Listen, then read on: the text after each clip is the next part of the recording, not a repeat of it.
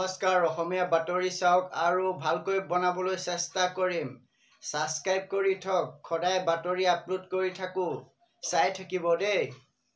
এক নম্বৰটো খবৰ কংগ্ৰেছৰ ভূপেন বৰাই ঘোষণা কৰিছে আমাৰ চৰকাৰ আহিলে অৰুণোদয় বন্ধ কৰিম।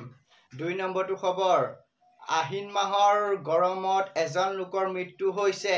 এই ঘটনা সংঘটিত হৈছে মৰাণত। তিনি নম্বৰটো খবৰ এগৰাকী শিক্ষয়িত্ৰীক বিয়া পতা কথা কৈছিল এজন যুৱকে। শিক্ষয়িত্ৰীগৰাকীয়ে গ্ৰহণ নকৰিলে। তাৰ পিছতে ভয়ংকৰ কাণ্ডৰ হ'ল, মানে অপহৰণ কৰি লৈ গ'ল। চাৰি নম্বৰটো খবৰ ৰাজ্যত আকৌ চাইবাৰ অপৰাধী। মৰিগাঁও জিলা মইৰাবাৰীত আৰক্ষী অভিযানত আনজন চাইবাৰ অপৰাধীক গ্ৰেপ্তাৰ কৰিলে। মৰিগাঁৱৰ পৰা মুম্বাইলৈ লিংক, তেওঁলোকৰ পৰা ভুৱা মোবাইল, লেপটপ, প্ৰিণ্টাৰ আৰু পান কাৰ্ড পোৱা গৈছে। পাঁচ নম্বৰটো খবৰ দুৰ্গা পূজা আগতে অসম চৰকাৰে ৰাইজক ভাল খবৰ দিলে। 12 লাখ মহিলাক অৰুণোদয় 3.0 আঁচনি দিলে। অৰুণোদয় পোৱা বহুত মহিলা আছিল আৰু 12 লাখ মহিলাই পালে। 6 নম্বৰটো খবৰ অসমত পুনৰ চলিল চৰকাৰৰ উচ্ছেদ অভিযান। কৰিমগঞ্জৰ ঘাটলাইন এলেকাত উচ্ছেদ। চৰকাৰী মাটি বেদখল কৰাৰ কোনো মানুহ সাৰি যাব নোৱাৰিব।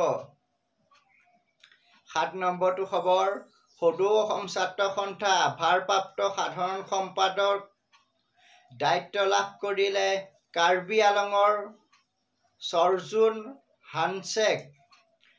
8 নম্বৰটো খবৰ তেজপুৰৰ পৰা কেদাৰনাথলৈ চাইকেলেৰে যাত্ৰা কৰিছে এজন অসমীয়া যুৱকে। 15 ছেপ্টেম্বৰৰ পৰা তেওঁ ৰাওনা হৈছে কেদাৰনাথ মন্দিৰলৈ। 9 নম্বৰটো খবৰ গুৱাহাটী হাতীগাঁৱত তৃতীয় মহলা দেৱাল ভাঙি পৰিল 7 বছৰীয়া এটা শিশু। লগে লগে মৃত্যু হয়। নাম আছিল হাদিছ আখতাৰ আহমেদ। 10 নম্বৰটো খবৰ ডিমৌত ৰাইজে শৰাই লগতে স্মাৰ্ট মিটাৰ খুলি আনি APDCLক গতালে। ৰাইজে স্মাৰ্ট মিটাৰ খুলি আনিবলৈ দাবী জনাইছিল, কিন্তু বিদ্যুৎ বিভাগে মন কৰা নাছিল। 11 নম্বৰটো খবৰ শেষৰটো খবৰ উজনিত আকৌ মিয়াক লৈ উত্তেজনা।